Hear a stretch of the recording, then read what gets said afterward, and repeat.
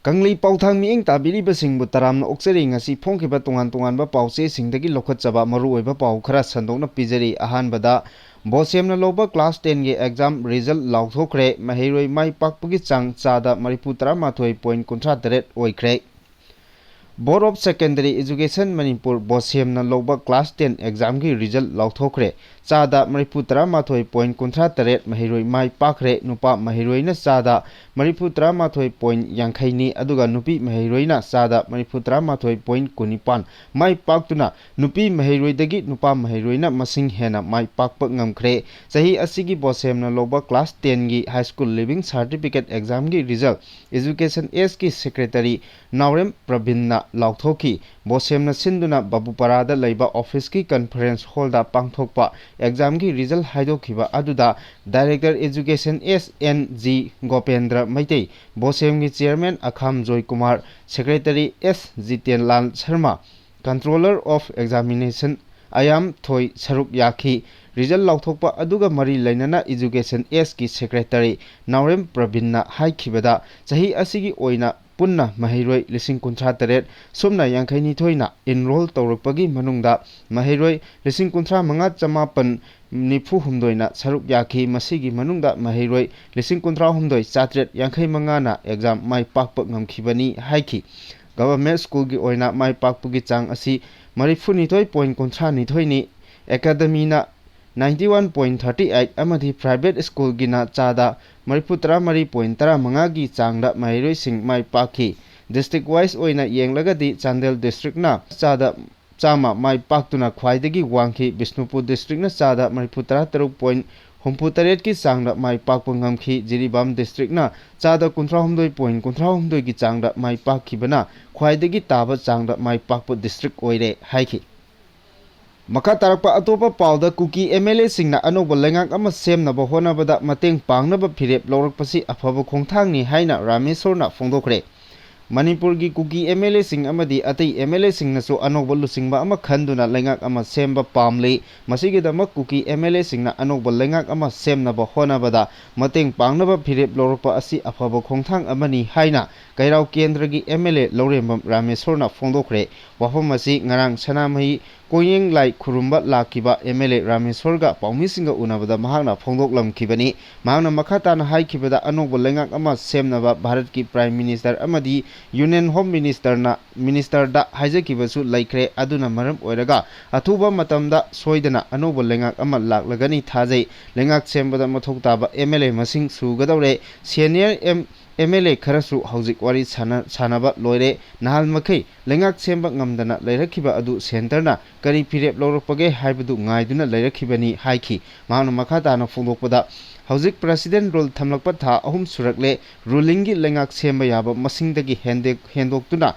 MLA yankhai manga leirambani adubu MLA amadi leikhidre haujik MLA yankhai mari lei masigi manungda Kuki MLA tara khaidokkhrabasu lemhauribasing aduna hayengmak Leingak semba yabani adubu khwaidagi laibak thibadi maitegi amana amabu singthanaba waikhugi culture ama leiba chief minister amadi minister oiningba masing yamlakpana Leingak semba ngamdana lakhibani haiki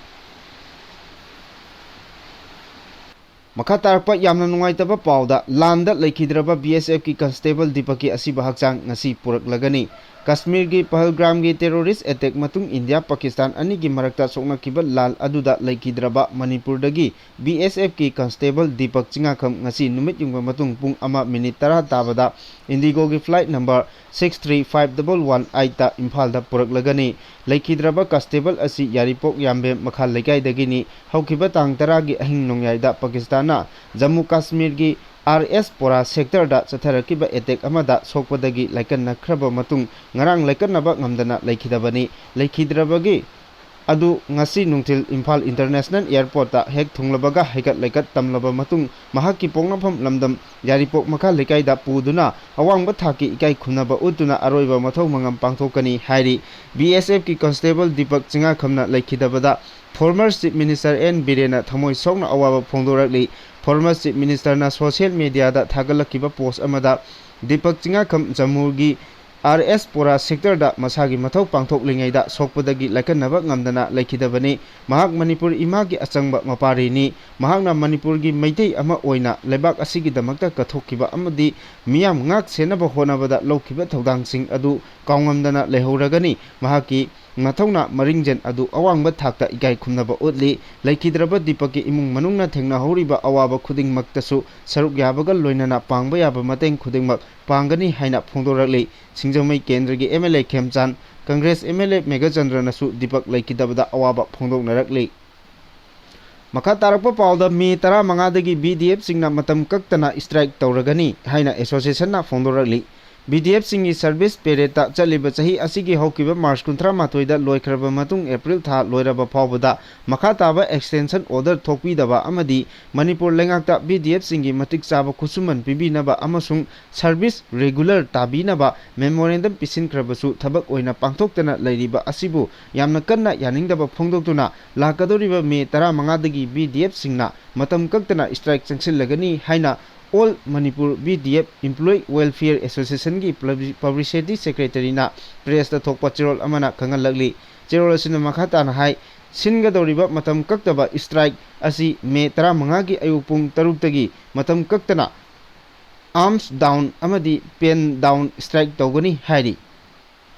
makha tarakpada social media da tawnariba kaya asina miyoiba amagi privacy asi karino haiba chamamnare haina MP Bimolna phongdoragli miyoiba amada harassment piba haibasi tongan ba makhalgi harassment kaya marum lei masigi manungda lamdam masida amana amada troll tawnaduna harassment piba asisu amani social media da tawnariba kaya asina miyoiba amagi privacy asi karino haiba chamamnare asiguma pibam amada leiriba lamdam asida mahiroi singda asigumba cyber gi oiba awareness pangthokpa asi afaba khongthangni asigumba awareness asi tongan ba mafam kaya dasu sinba tangai fade haiki wafam asi ngarang cyber security cyber law and combating cyber harassment haiba hiramda nomagi oiba awareness program ama konung mamangda leiba Maharaja Buddhachandra College da pangthokiba thoramda MP Anghomcha Bimol Akoijamna phongdokibani MP na college amadi Manipur State Legal Services Authority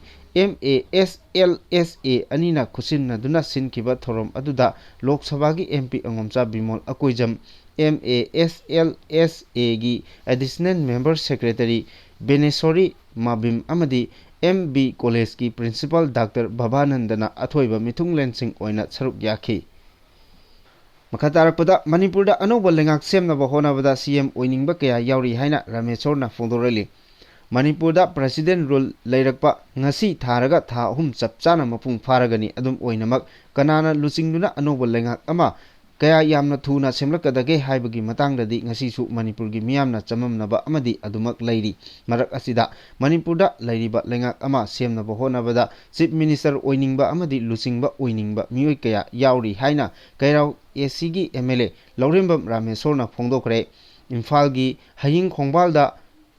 ngasi laigi thorom ama saruk yaba lakpada Paumisinga unaba amada MLA na makhata na haikibada Manipurda President rule lakraba matung tha ama ani di center na kari hairakpage haibudu yengduna lakibani haujikti tha 3 sujilakle haujik leiriba MLA masing asidagi Kuki MLA 10 chatkhrabasu logi matung inna ngasimak Anouba Leingak ama semba yabagi othokpa leiri adum oinamak miyamgi luchingba singi marakta waikhugi mawong khara yawba asi laibak thibani haina phongdoki Kuki MLA amadi Kuki gi CSO kharaga handak kangpokpida center gi luchingba amaga wari chanakibagi matangda palladuna mahakna haikibada haujik oiriba phibam asida maitei amadi Kuki MLA singna Leingak semba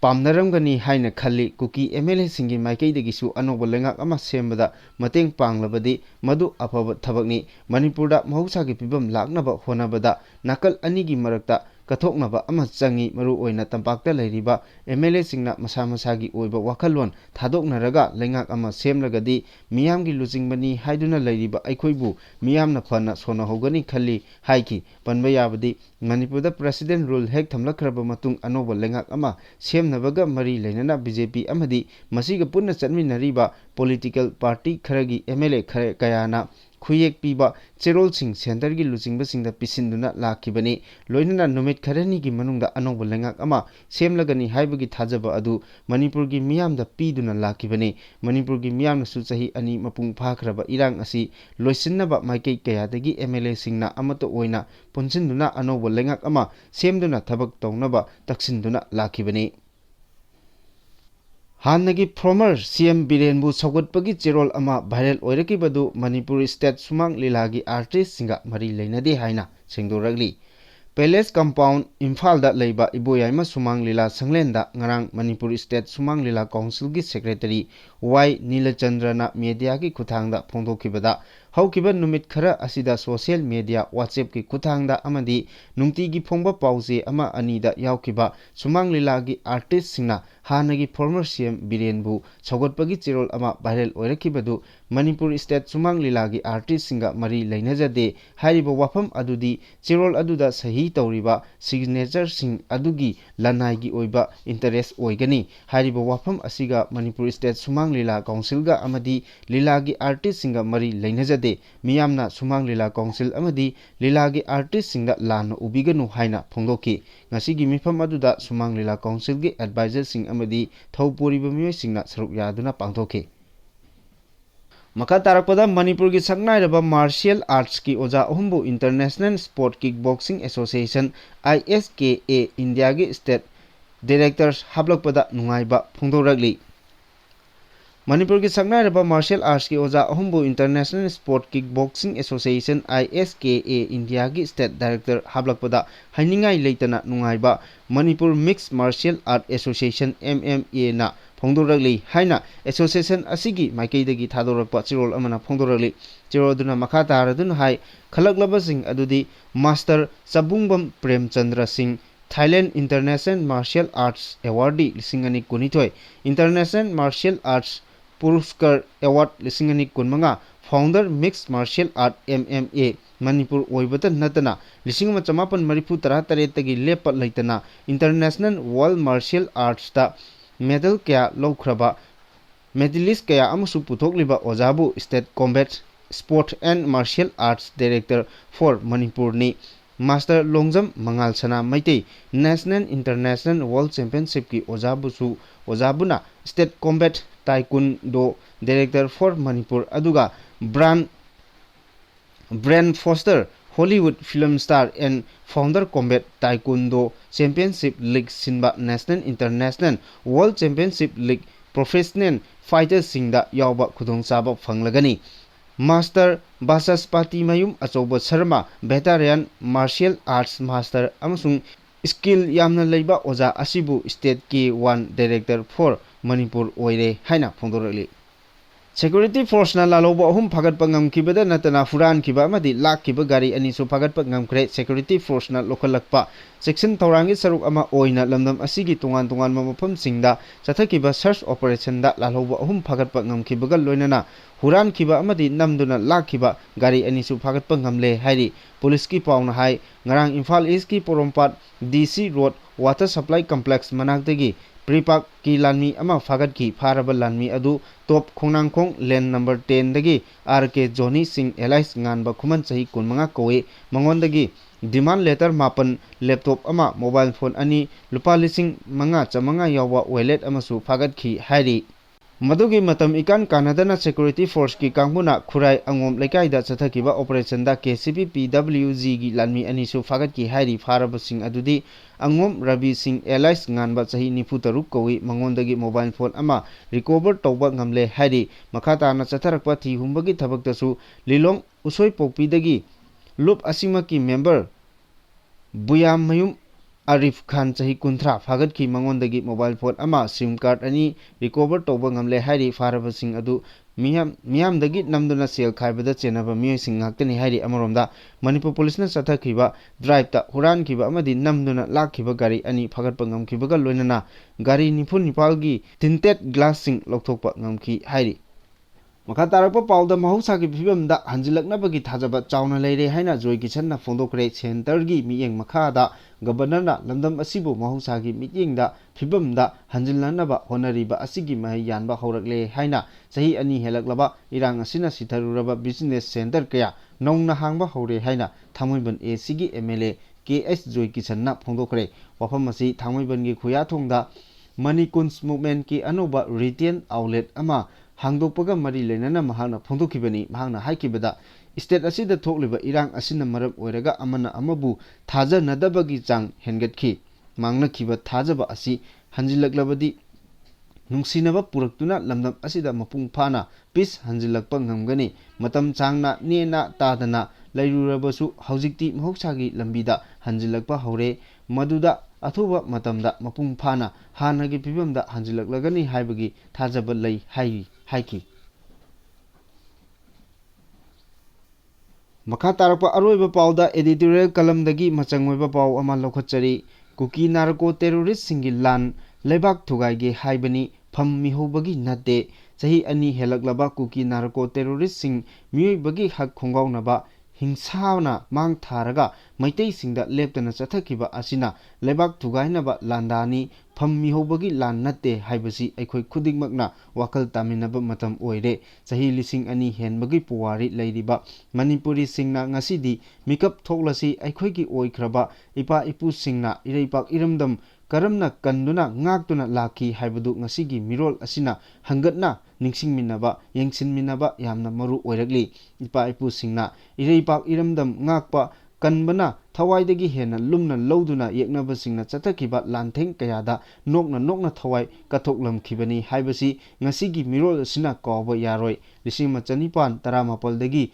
1913 phawba sahi taret khuntakiba Manipurgi ningthau singi mathakta chathakiba lan aduda misimina awa ana kaya nangkhraba thauna pharaba matamdugi ipa ipu singna awa singbu maithiba piduna aikhoigi ngasigi iramdam asi kanduna lakhibani ing 1913 da thokiba Anglo Manipur War British singi Leingak Sasan adugi mayokta aikhoigi thauna pharaba ipa ipu singna thengnaduna lakhi loinana ing kumja 1918 da British colonial rule gi mayokta haukiba ahanba nupilal adu matam adugi thauna pharaba aikhoigi imasing amadi ing kumja 1918 da thokiba anisuba nupilal adusu thauna phabi imasingna matamduda thokiba khutsemgi chak tangbagi thodok adugi mayokta akanba lantheng chathaduna thawai phawba thadokduna maithiba pikhibani loinana ngasi phawba Manipuri singna state ki thakta ningsing thoram pangtokduna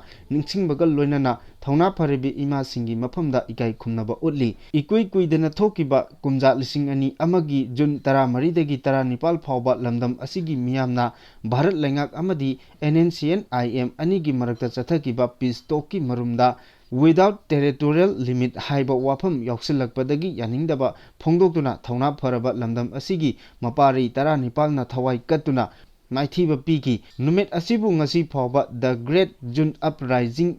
unity day haiduna ningsing thoram pangtokduna ikai khumnaba ulakli Manipurgi haujik thengkhang kayada iramdam asibu thugainaba chatharakiba tongan lalong kayada thauna pharaba lai oikraba ipa ipu sing adugi chada nauda oiriba aikhoina thawaina pontha piduna lakiba ngaktani haukiba ing 2019 gi May 3 dagi kuki narco terrorist singna chatharakiba hingsa yawba landa asida miyoi 150 romgi punsi mangkhre miyoi 10,000 henbagi mayum makai amang ata thogankhre tongan ba relief camp singda miyoi 10,000 hena chongjapam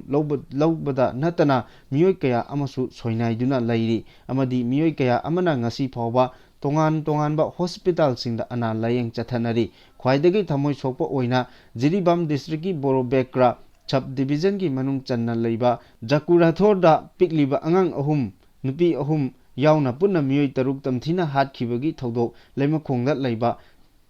Yankai Tare Suba Mountain Division da Tabak Suba Chatkiba Laisram Kamal Babu Thiba Khangdana Lairiba Asigi Wathoksing Asisu Kawba Yaroi Maramaduna Haujik Kuki Narco Terrorist Singna Chatharakliba Landa Asi Lamdam Asida Lairiba Tongan ba Civil Society Organization Sing Mahiroi Lupsing Mayapaibi Lupsing Amadi Khwairambal Kaithel Phambi Ima Singna Landa Asi Thengnabada Amadi Maithiba Pinaba Honabada Punna ꯃꯌꯣꯟ ꯑꯃꯗ ꯆꯪꯁꯤꯟꯃꯤꯟꯅꯕꯒꯤ ꯃꯇꯝ ꯑꯗꯨ ꯌꯧꯔꯛꯂꯦ ꯍꯥꯏꯅꯤꯡꯉꯤ꯫